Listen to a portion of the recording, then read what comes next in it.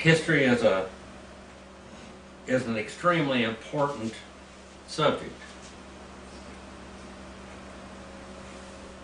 Behind me here is a chart on church history. You come over here to the 1700s, and this is a time in America where we have freedom of religion. It's one of the amendments to the Constitution of America. To understand where you are in the world today, you must understand where your country has come. What are the origins of it? We've been studying the presidents of the United States. And the one that we're going to study right now is Zachary Taylor. And I want to show you a picture of him here. There's Zachary Taylor. Now, he was only president of the United States for 16 months. But I want you to understand, all of his adult life, he was a servant to the United States of America. He was a servant to the United States of America.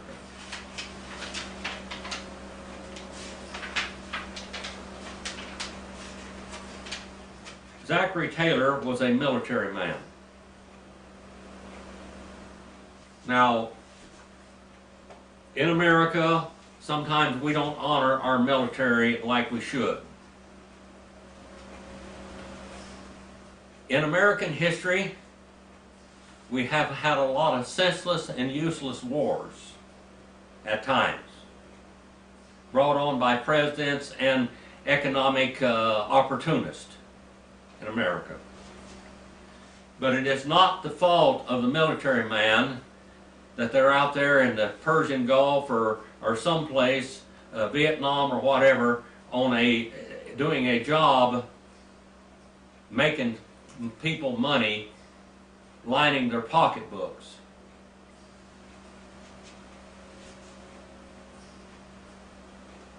This man, Zachary Taylor, spent his whole life serving you, serving America. He earned 3 gold Congressional Medal of Honors. 3 in his life. He was born November the 24th, 1784. He died July the 9th, 1850. He was the 12th President of the United States. He was born into a prominent plantation-owning family in Virginia. But his family moved westward because their land was worn out. Many times when they plant one single crop, especially tobacco, it would just deplete the land of all minerals.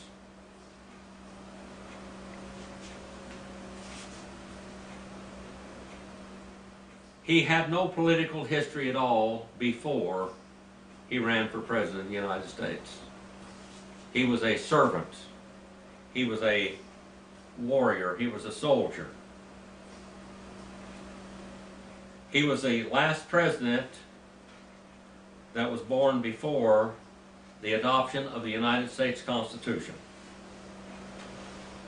He was called Old Rough and Ready because wherever they needed this man, whatever object, whatever protection of the United States or what we might call conquest of the United States, they called on him to do it because they knew that he would be there and do the best job he could do with what he had.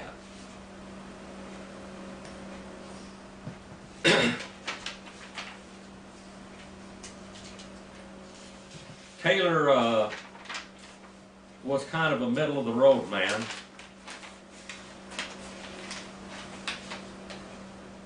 He did not like the right and he did not like the left. He did not like the super conservatives and he did not like the liberals of society at that time. He tried to steer the middle ground. He figured it was the safest way to go and the most logical way, the most practical way. He was a soldier, not a politician. He was born on a plantation in Orange County, Virginia, as I said, to a prominent family of planters of English ancestry. His family were deep and steeped in what you might call American patriotism. They were American patriots.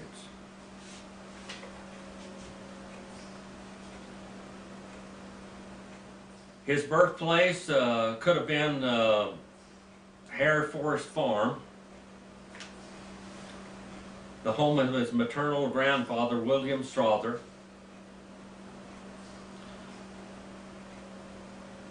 He was the third of 5 surviving sons in his family.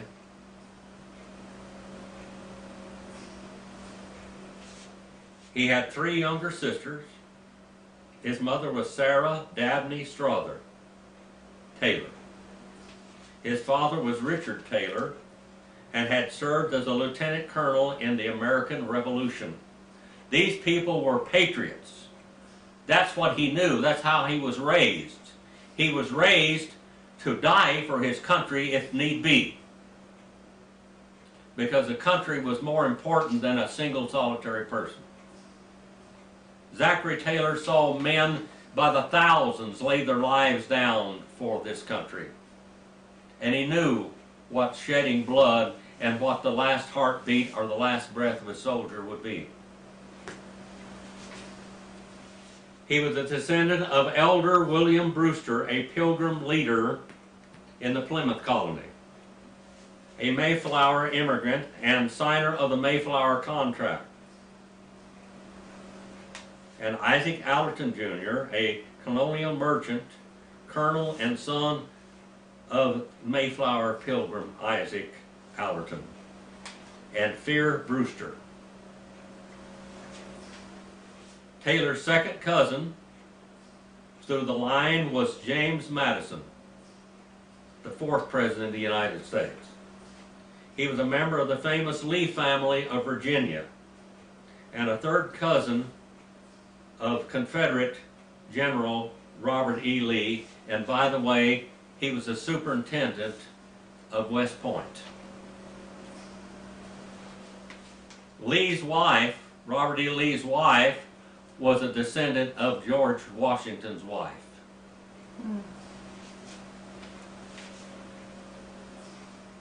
His family finally had to forsake their exhausted Virginia land and go westward, as I said before, to Louisville, Kentucky on the Ohio River. Taylor then grew up in a small woodland cabin until his family increased in prosperity. They moved into a brick home. The rapid growth of Louisville, Kentucky spurred on the prosperity of the Taylor family, and his father finally acquired 10,000 acres throughout Kentucky, as well as 26 slaves to cultivate the most developed portion of his holdings. Zachary Taylor's education was somewhat sporadic because Kentucky didn't have much of an education system at that time. His mother taught him how to read and write. My grandmother taught me how to read and write before I ever went to school. Later he attended a school operated by Elisha Ayer, a teacher originally from Connecticut. He then attended a school in Middleton, Kentucky, an academy run by Keene O'Hara, who had a classical trained education and was a scholar from Ireland, the father of Theodora O'Hara. Ayer later recalled that Taylor was a patient and a quick learner.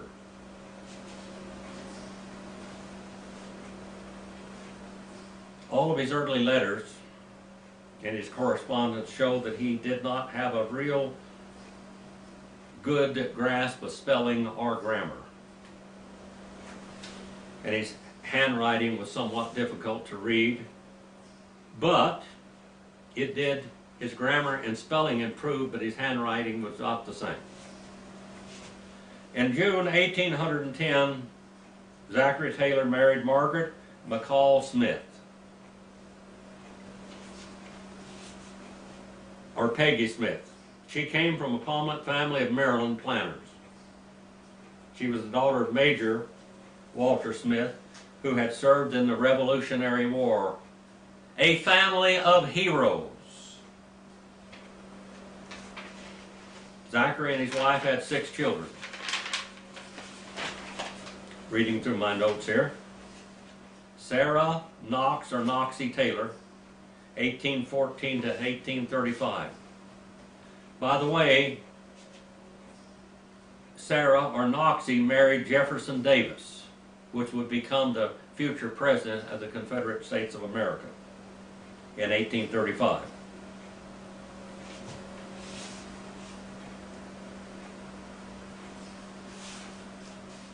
Octavia Pennell Taylor, 1816 to 1820, died in early childhood. Margaret Smith Taylor, 1819 to 1920, died in infancy, along with Octavia, when the family was stricken with a bilious fever.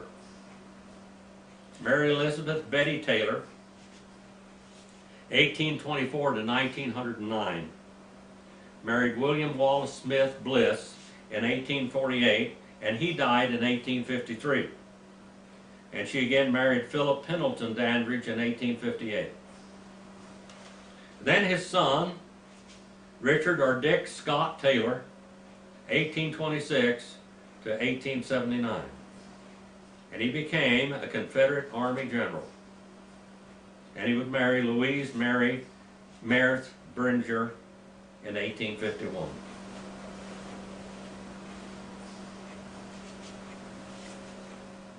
In 1808, Zachary Taylor joined the United States Army,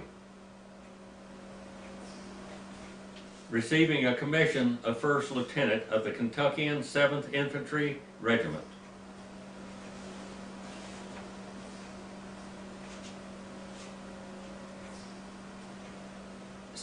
Taylor spent much of his time in 1809 in the dilapidated camps near New Orleans, in nearby Tarioc, Gulfus, and territory of New Orleans. His commander was James Wilkinson. And the soldiers out in this stationed down in this area suffered greatly from disease and lack of supplies and lack of food. Taylor was given an extended leave to go back home and to recover from his ailments. He was promoted to captain in November 1810. He was allowed to attend to some of his personal affairs for a while, and over the next several years he began to purchase a great deal of bank stock in Louisville, and he also bought a plantation in Louisville, as well as Cypress Grove Plantation in Jefferson County, Mississippi Territory. These purchases that included slaves that went with the land. He at that time owned over 200 slaves. In 1811 he was called to Indiana, or Indian Territory, where he took control of Fort Knox after the commandant of that fort left and fled. And he was able to restore order to the garrison. And he was complimented and lauded by Governor William Henry Harrison. He was called to Washington temporarily to testify in the trial against the former commandant.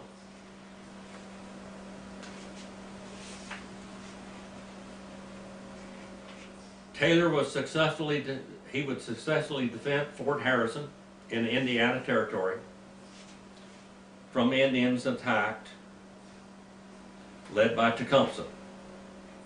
In 1820, or 1812 that is, he represented the first land victory of war for American forces against Great Britain. And he received a brevet, a promotion to the rank of major. According to President Eisenhower, Zachary Taylor was the first person to ever be presented with the first brevet ever awarded in the American states' history. Later he joined General Samuel Hopkins as an aide on 2 expeditions. First into Illinois Territory, and the second to the Battle of Tippecanoe battle sites, where he was forced to retreat in the Battle of Wildcat Creek. Taylor moved his family to Fort Knox after violence had subsided in that area. In 1814, he was called, Rough and Ready was called back into action under Brigadier General Benjamin Howard.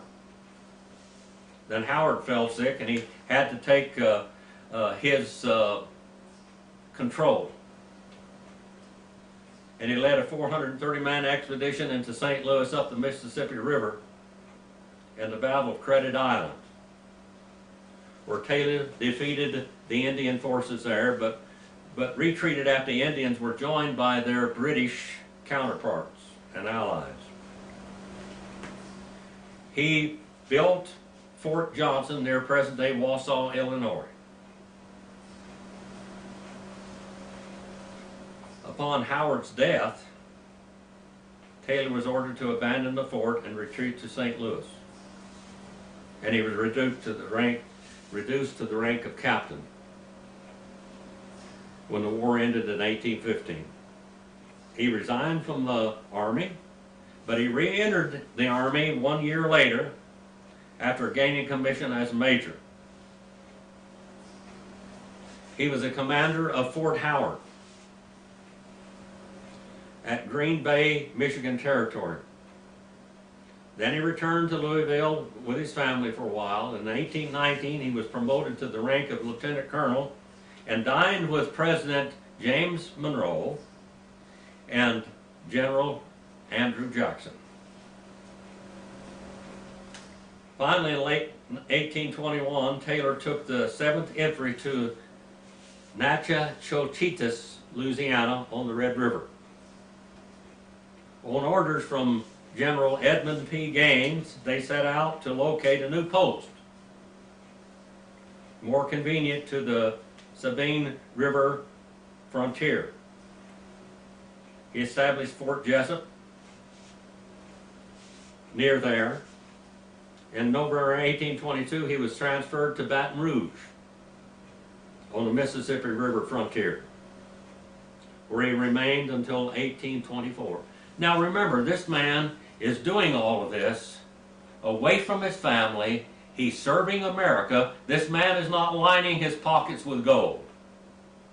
He's risking his life, and every one of his soldiers under his command knew him personally. He never asked anything of his soldiers that he did not do. He spent the next few years after 1824 on recruiting duty. In 1826, he was called to Washington, D.C. to work with the Army Committee on how to improve military organization in the United States of America. In the meantime, Taylor acquired his Louisiana plantation and decided to move his family to their new home in Baton Rouge, Louisiana. In 1828, he was called back to war again, rough and ready. commanding Fort Snelling in Michigan Territory, now Minnesota. On the northern Mississippi River for a year, and then nearby Fort Crawford for another year, again away from his family. Man gave his life for this country. He was only president for 16 months, but he had given his life for this country. After a time on furlough, he spent expanding his land holdings.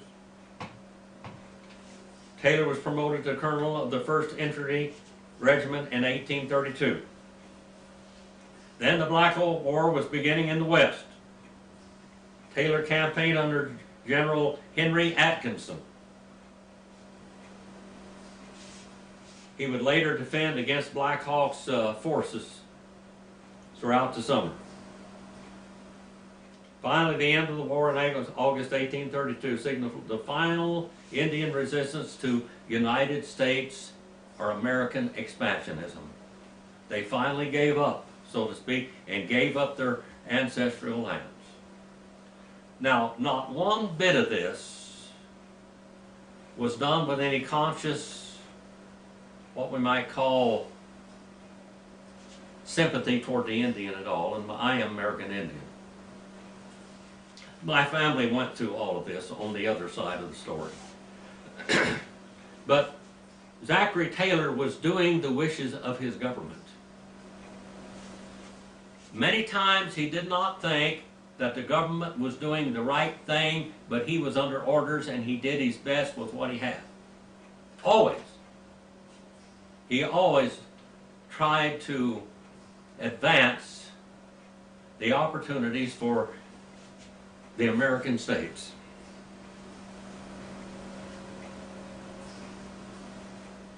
During this same period of time, Zachary Taylor opposed the courtship of his 17-year-old daughter, Sarah, to Jefferson Davis, which would be the future president of the Confederate States of America. He was First Lieutenant Jefferson Davis at that time of the American forces. Now, the only reason why Zachary Taylor opposed the wedding of his daughter, the one they called Noxie, was because he knew how horrible it was on the wife of a soldier, a military man. And he didn't want his daughter to have to go through it twice, with him and now with her husband. He respected Davis greatly, because he was a great man. But he didn't wish for his daughter to be a military wife. Simple as that. Well, they got married when she was 21. And she died 3 months later by contracting malaria when Davis visited her sister in St. Francisville, Louisiana. You have to realize that was a malarial swamp. In 1837, in the Second Seminole War, Taylor was directed to Florida. Now, here is where Taylor was has a what we might call a very dark reputation of what he did there. Now, Andrew Jackson and some of the other presidents that we had in the past all took part in the breeding and training of bloodhounds and bulldog crosses that they sent down into Florida, because that was the Okefenokee swamp and all that down through there was almost impenetrable. And they would send these dogs down there as killing machines. They were trained to kill blacks and Indians. And they did this. This is history. But some of the Indians befriended the dogs and sicked them back on the white people. Now, this is all history. This is what happened. They were doing the best they could to subdue these rebels But the rebel Indians, the Seminole Indians, were a crossbreed of Cherokee, Choctaw, Chickasaw, or whatever, Creek Indians, and blacks. The blacks would escape and go down and live with the Indians in those swamplands of Florida. And the Indians would go down there, and they had farms. They had plantations, and they had plenty of wildlife down there that they could eat. All they wanted to be done is just leave us alone. You took all of our lands, leave us alone. We're down here in this unlivable land, just let us live. But the United States government didn't want to do that. Now, by the way, the war may have basically ended at this time, but the Seminole Indians were never conquered. Never. The Seminole, remember, were Indian mongrels, like I am. I'm Cherokee, Chickasaw, Brule Lakota, Santee Dakota, Ojibwe, mixed up, because all of us were pushed into Indian territory and they crossbred there.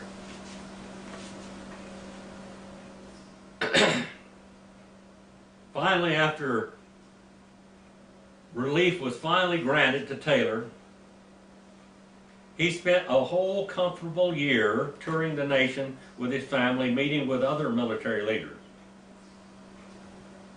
During that period of time, he began to be interested in politics a little bit, but I said he tried to take the middle road. One thing he wanted to do is preserve the Union at all cost. Preserve the Union at all costs. He wasn't going to go to the slavers, and he wasn't going to go to the abolitionist side totally. He believed slavery should end someday. But he did not want slavery put in any part of new acquired territory in the Mexican-American War. He was made commander of the 2nd, corresponded with William Henry Harrison. He was made the commander of the 2nd Department of Army's Western Division in 1841, which ran all the way from Mississippi River westward, south of the 37th parallel. And he was stationed in Arkansas. Zachary Taylor enjoyed several uneventful years of being in battle. Much of that time he spent on trying to make a living, on land speculation, and of course still his military matters. During the Mexican-American War,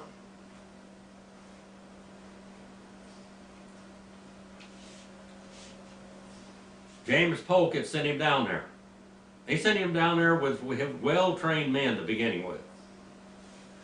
But he told Polk to only go so far. He was going to get Winfield Scott to win all the law, you know, that was his buddy. And Zachary Taylor, he didn't really care for him too much, but Zachary Taylor was the best soldier in the Army, period. The greatest leader.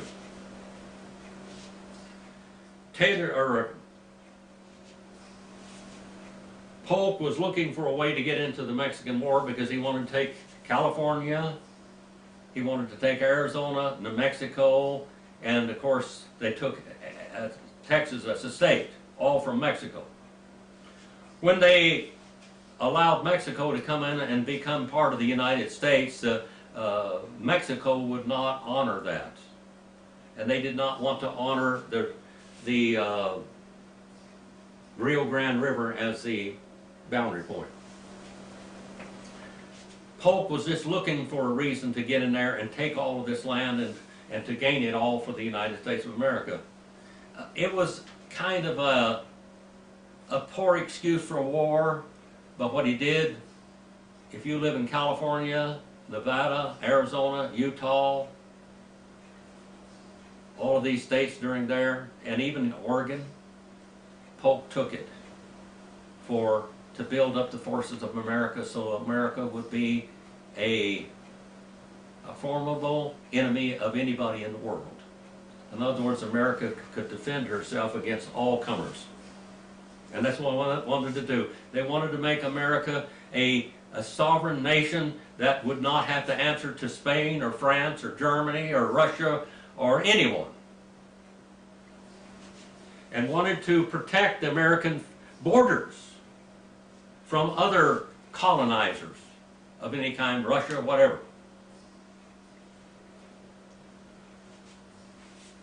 Taylor had a non-political reputation down in Mexico, and he was on pretty friendly relationship with Andrew Jackson. Now, when Polk was down in Mexico, Winfield Scott was there also in this Mexican-American War.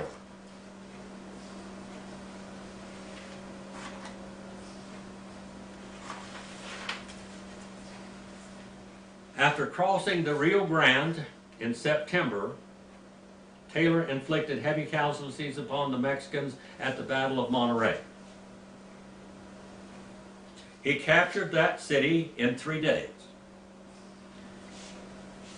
Despite the impregnable reputation that the city had, Taylor was criticized for signing a truce with them at that time, rather than having a full-scale unconditional surrender. Polk had hoped that the occupation of northern Mexico would induce the Mexicans to sail out of California and New Mexico. But the Mexicans were not willing to do that. They wanted to fight. Polk sent an army under the command of Winfield Scott to besiege Veracruz. And when he did that, he took Taylor's best men with him.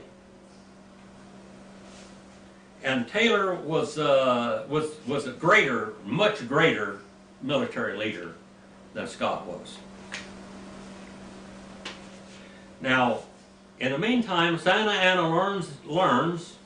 Santa Anna, by the way, America took Santa Anna out of Cuba and put him back in leadership of Mexico. Now he stabbed Polk in the back, and now he's going to go after Zachary Taylor because he's got much less forces. He's got a greatly inferior set of forces than Santa Anna does. So Santa Anna goes to attack Zachary Taylor, and that was a big mistake. Zachary Taylor's smaller force destroyed Santa Anna's forces. Every man in Zachary Taylor's command knew their commander, and he knew them, and they fought to their last breaths.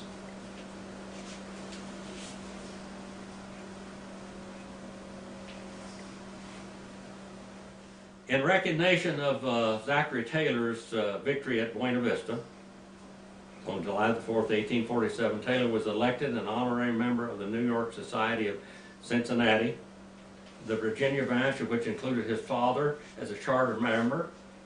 He was added to the Aztec Club of 1847, the Military Society of Mexican War. Taylor received 3 congressional gold medals for his service, which no one had done before in the Mexican-American War, and remains the only person to have received these 3 gold medals.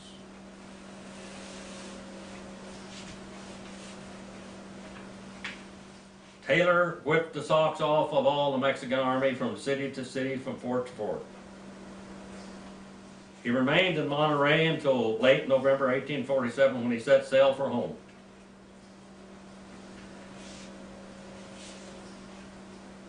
From that time on, his active military career was effectively over. He received an absolute hero's welcome when he got home,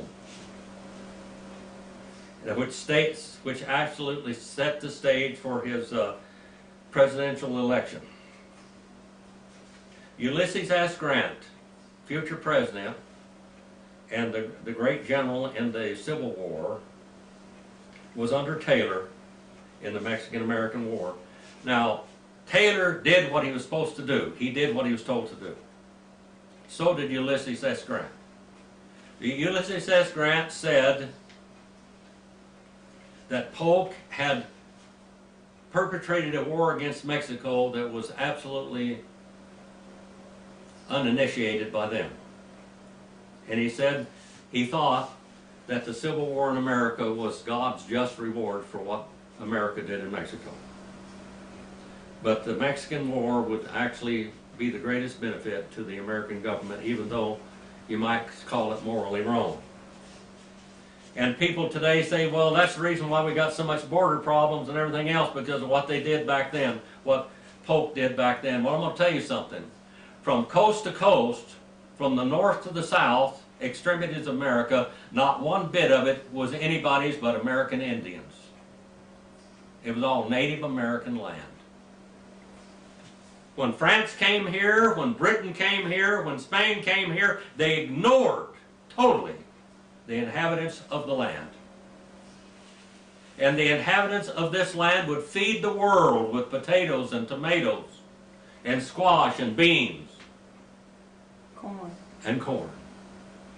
They had genetically developed all of these crops that Europe did not have, nor the Middle East or any place. They were developed here by these so-called savages, ignorant savages, which were of the 5 civilized tribes, many of them. That's where you get your food. They were great. America was civilized and America was inhabited in 1491, and when Columbus came, he brought disease. By the year of 1493, there was 150 million people on North, Meso, and South American continent. And 150 years later, over 100 million had died from disease. The Great Plains had been created. Buffalo were driven. All of the forests and everything were all burned off every year. When the Anglo-Saxon world came to American East Coast, they saw lights from cities all up and down the coast, and absolutely manicured orchards and farms.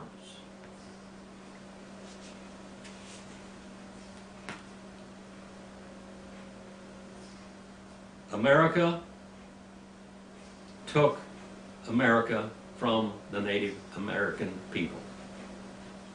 There were more Native American Indian slaves than there ever were black slaves or anything else. While the Chinese were used as slaves here, basically.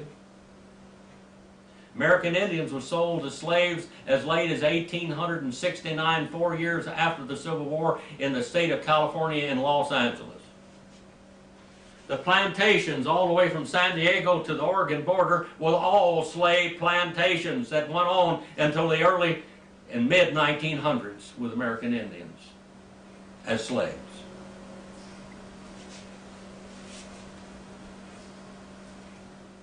Santa Anna had attacked Taylor with 20,000 men at Buena Vista in 1847. Taylor whipped him. This man was a great American hero and a man that gave his whole life for the American future. I've said in the past in some of these, how do you judge a president? Why did a man become president? Did he become president to serve his country, or to amass himself with wealth because of it? We know George Washington didn't do that. Thomas Jefferson didn't do that. And neither did Zachary Taylor do that. Ulysses S. Grant said, a better army man for man, probably never faced an enemy that was more greatly commanded by General Taylor in the Mexican-American War. He's the greatest. Man for man, he was the greatest leader in the Mexican-American War. Man for man, he was the greatest leader in the American Indian Wars.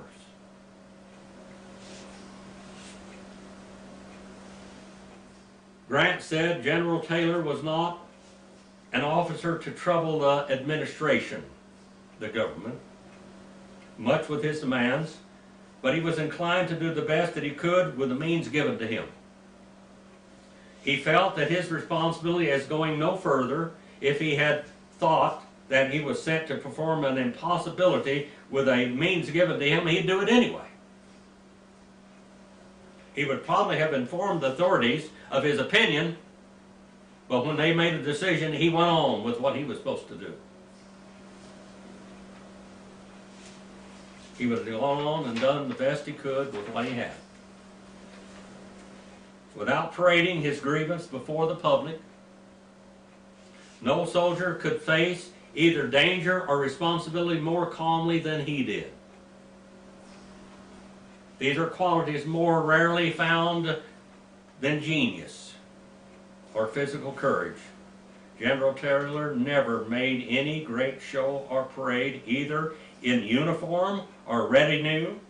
In dress, he was possibly too plain, rarely wearing anything in the field to indicate he had a rank at all. And even as an officer, but he was known to every soldier in his command, and he was respected by each and every one to the last man.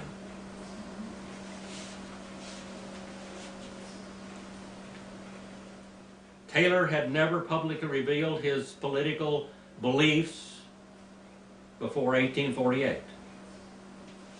Nor had he ever voted. He had never voted. He was too busy fighting wars and defending America. He believed in a strong, sound banking system for our country, but he said that he would never expand or rebuild the Bank of the United States.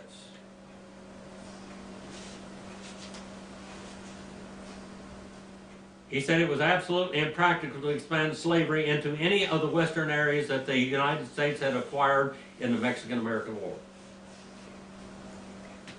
He said the cotton and sugar crops that were grown in the South would not be expanded into the West because they depended on slave labor. He was a nationalist. A nationalist is a patriot. Due to his experience in all the wars that he'd fought in, and as a result of seeing what war does to individuals and holding their hands and seeing their last heartbeat and hearing their last breath and seeing their eyes close in death, he had a great feel of responsibility to what he was doing and where he was going as President of the United States.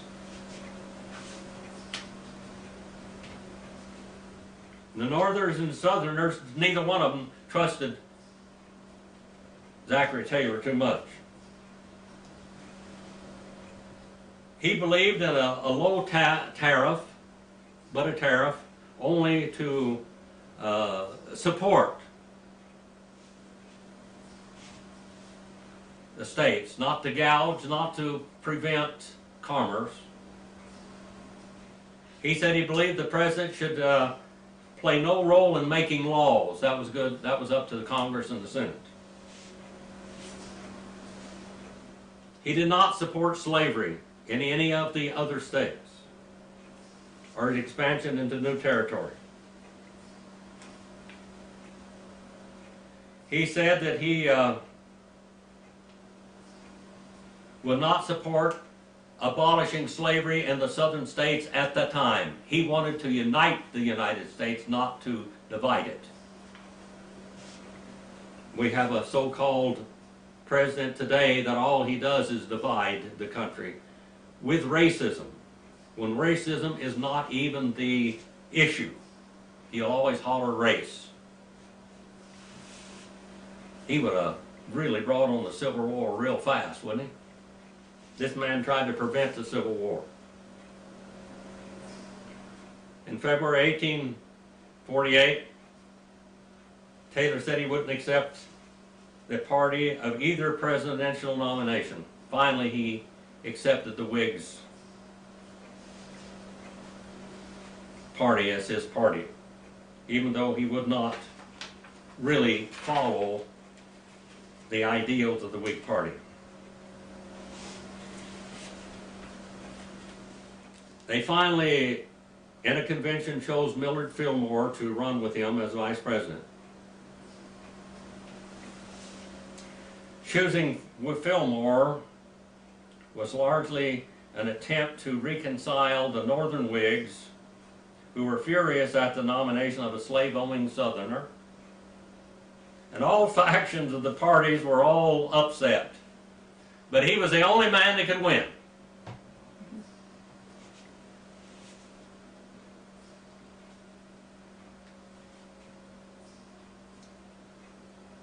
Taylor absolutely ignored the Whig platform. He was indifferent to their Whig platforms and the Whig policies that they considered vital.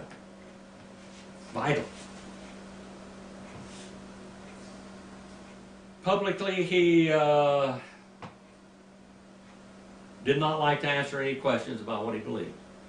But privately, he said that he was not going to rebuild the Bank of the United States. He was going to keep tariffs as low as possible, etc. Taylor, after he was elected president, he kept his distance from Washington. He didn't want patriotism. He believed he didn't like politicians. Politicians were a bunch of pantyweights sitting back making laws and declaring wars that they wouldn't fight or stand out in front of a bullet at all. He decides the patronage and political games of the politicians in Washington, D.C. He carefully and deliberately kept quiet about his decisions. And he quietly and deliberately and very precisely set his cabinet, balanced cabinet. Not leaning toward the Whigs, not leaning toward the Democrats.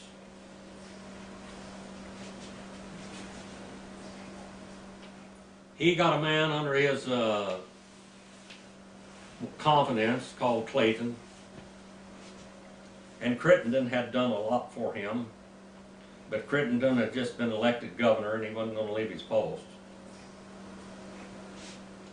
Clayton helped Taylor choose 6 remaining members of his cabinet. And he tried to balance out his cabinet so it would not divide the nation.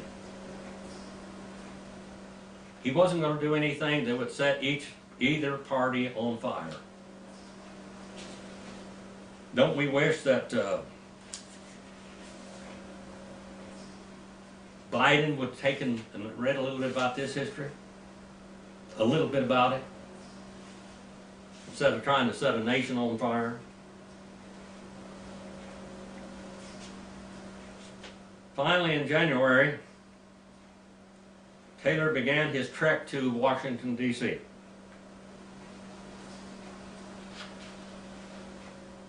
He was just like he was when he was leading the forces. He didn't put on all of his uniform and everything and all his medals all shiny. He went to Washington as a common man to do a job.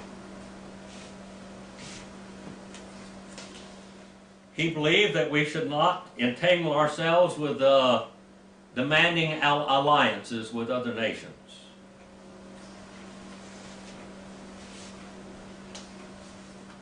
When he became president, in the first weeks of his presidency, he attended a lot of funerals. One for James Polk, and another for Dolly Madison, which he coined the phrase, the First Lady. She was America's First Lady. Then he went on a tour of northeastern United States to familiarize himself of the needs of every area. Because he took with great gravity the job that was set before him. He was plagued with gastrointestinal problems all during this time.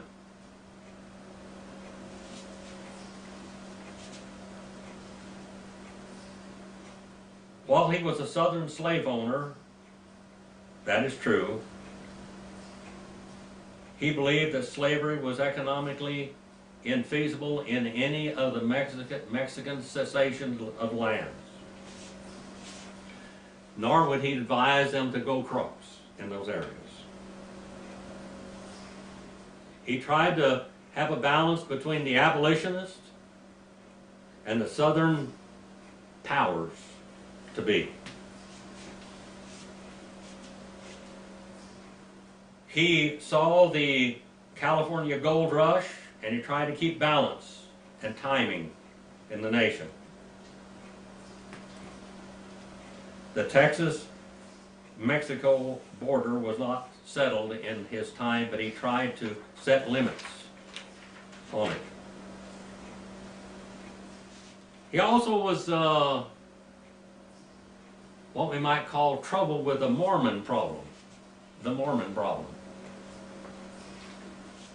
In all of this, we have Utah and we have Nevada and Idaho, which Mormons are trying to claim as another nation.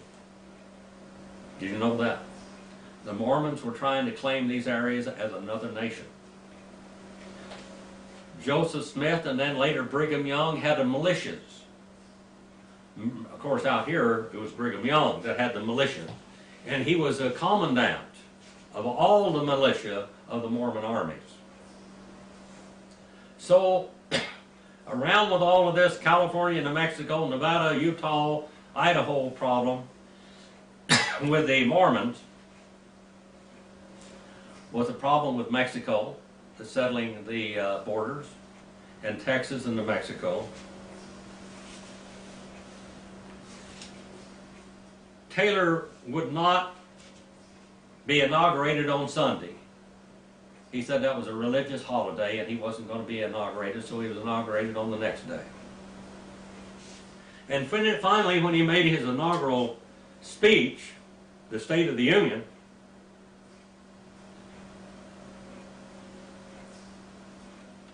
he kind of recapped the events that America had gone through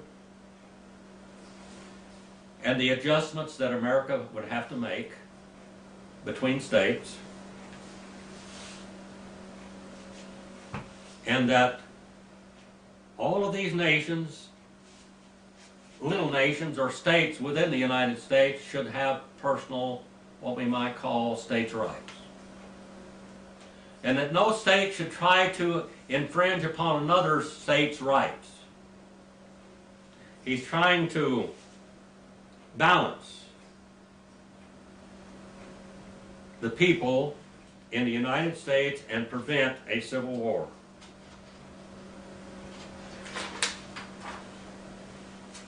He was troubled with the problem of Cuba, which America had tried to buy from Spain.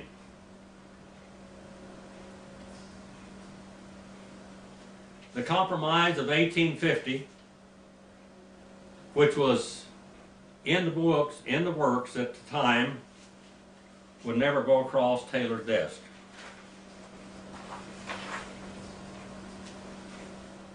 On July the 4th in 1850, there was a great celebration in Washington. And it was a fundraising for the event at the Washington Monument.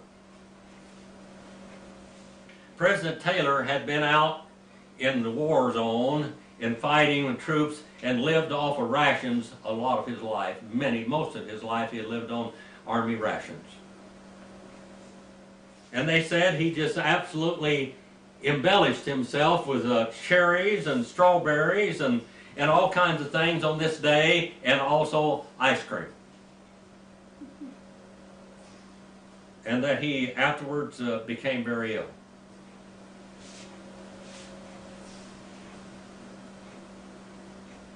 They didn't believe he was going to live.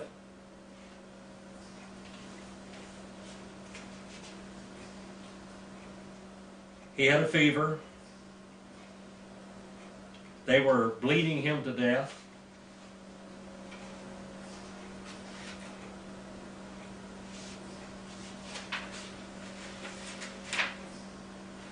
Some people believe that the North had poisoned him with arsenic, and some people believe that the Southerners had poisoned him with arsenic during these festivals.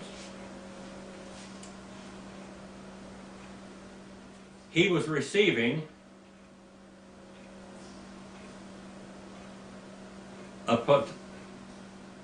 with ipecac, columel, opium, and quinine at 2.6 gram doses. He was bled and blistered also. Every one of these things were harming him. He was medicated to death. He was exhumed later on because many people believed that he had been poisoned by one side or the other.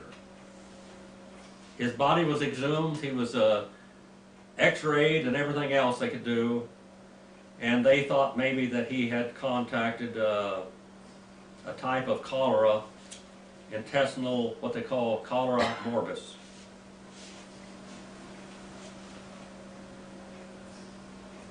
Or Asiatic cholera. But the tests that he did on arsenic and mercury, etc., the poisons that he could have been poisoned with,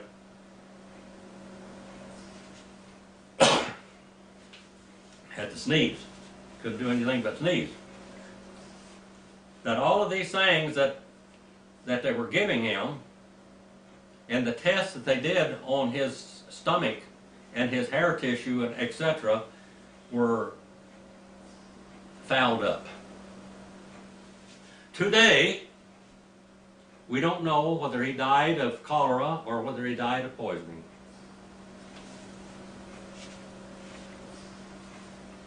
On July the 8th, Taylor remarked or talked to a medical examiner and attendant. He said, "I should not be surprised if this were to terminate in my death. I did not expect to encounter what has beset me since my elevation to the presidency.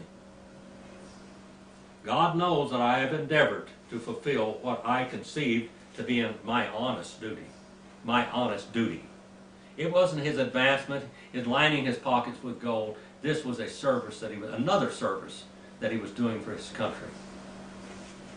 He said, "But if I have been mistaken, my motives have been misconstrued, and my feelings most grossly outraged." Taylor died at 10:35 p.m. on July the 9th, 1850. He was 65 years old. And at least 55 years of that life was spent in the service of the United States of America.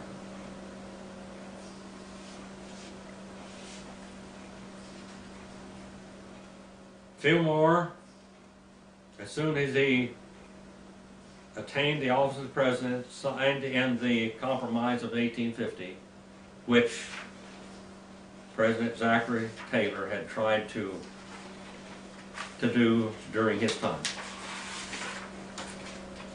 This man is an American hero. This man is one of the men that gave his whole life service to the country.